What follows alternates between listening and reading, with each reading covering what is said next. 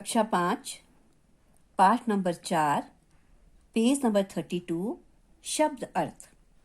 जलयान पानी का जहाज, वातानुकूलित एयर कंडीशनड, लीक एक सीध, शताब्दी 100 वर्षों का समय, आविष्कारक खोज करने वाला, पर्यावरण चारों ओर का वातावरण, भाग हिस्सा। नंबर 37 प्रश्न है, उचित विकल्प के सामने सही का निशान लगाइए।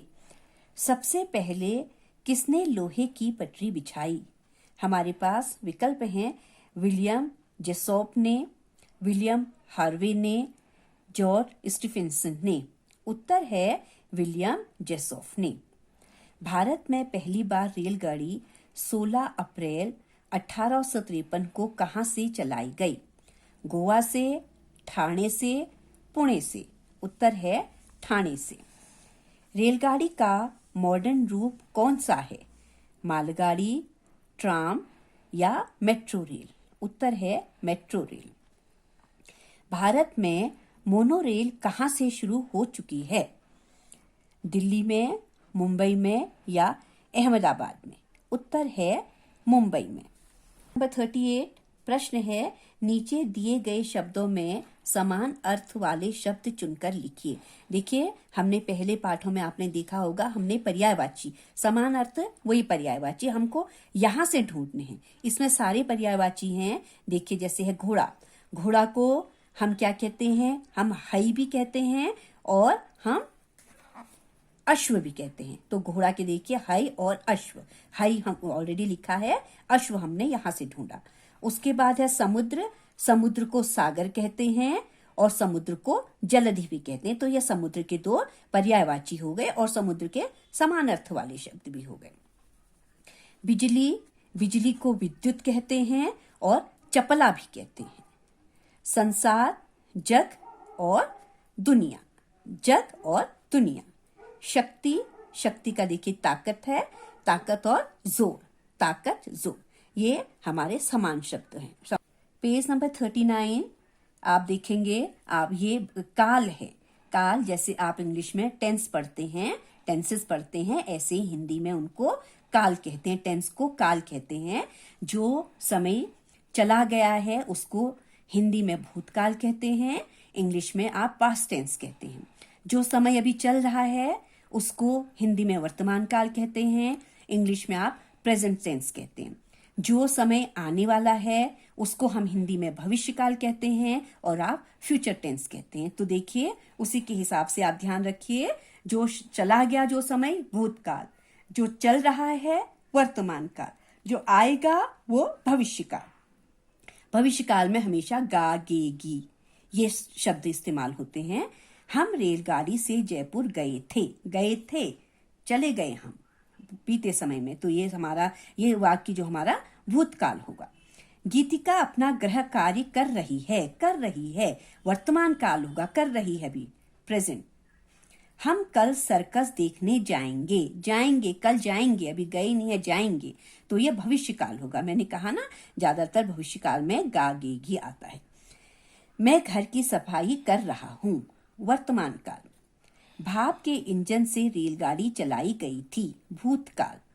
दिल्ली में मोनो रेल चलाई जाएगी, भविष्य काल।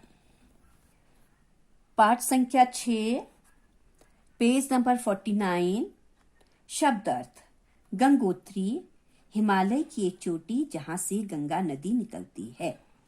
जलप्रपात, झरना, वाटरफॉल। औद्योगिक, उद्योग संबंधी। संगम, मिलन या मिलना। प्राचीन, पुराना। बांध, नदी के पानी को रोककर बनाया गया विशाल जलाशय, जिसको हम इंग्लिश में डैम कहते हैं। तिकोने, 3 कोने वाले, ट्रायंगुलर जिसको आप बोलते हैं। बंदरगाह, समुद्री जहाजों के रुकने का स्थान। दलदल, कीचड़ युक्त जमीन। पेज नंबर 52 उचित विकल्प के सामने सही का निशान लगाइए। गंगा कहां से निकलती है? विकल्प हैं यमुनोत्री से, गंगोत्री से या अलकनंदा से? उत्तर है गंगोत्री से। गंगोत्री में एक स्थान है गोमुख, जहां से गंगा का, जिसको उद्गम स्थान कहा जाता है। गंगा और यमुना कहाँ मिलती हैं? वाराणसी में, इलाहाबाद में या पटना में? इलाहाबाद में संगम करके पवित्र स्थान है वहां पर, इलाहाबाद में। कोलकाता में गंगा का नाम क्या है? हुगली, मंदाकिनी या गंगा सागर? हुगली का उत्तर है हुगली। फिर हम आते हैं रिक्त स्थानों में। डैश का प्राचीन नाम प्रयाग है। इलाहाबाद का प्राचीन नाम प्रयाग है। गंगा की यात्रा डैश से शुरू होती है? गंगोत्री से शुरू होती है। डैश को नवाबों का शहर भी कहा जाता है। किसको कहा जाता है? लखनऊ को। मैदानों में भूमि डैश होने के कारण गंगा यहाँ तेज नहीं बह पाती, समतल। अयोध्या नगरी डैश नदी के तट पर बसी है? सरयू नदी के तट पर बसी है। गंगा यमुना के मिलने का स्थान डैश कहलाता है? संगम कहलाता है।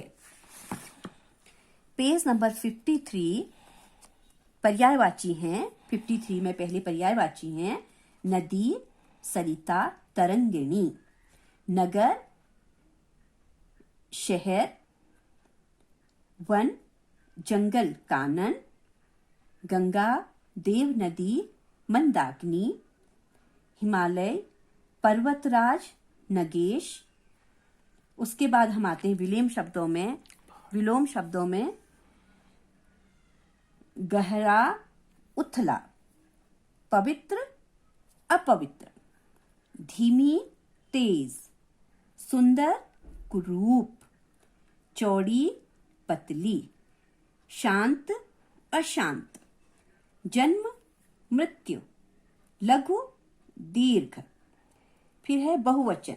एक वचन दिए हमको, सिंगुलर दिया है, हमको इसका बहुवचन बनाना है, प्लूरल बनाना है।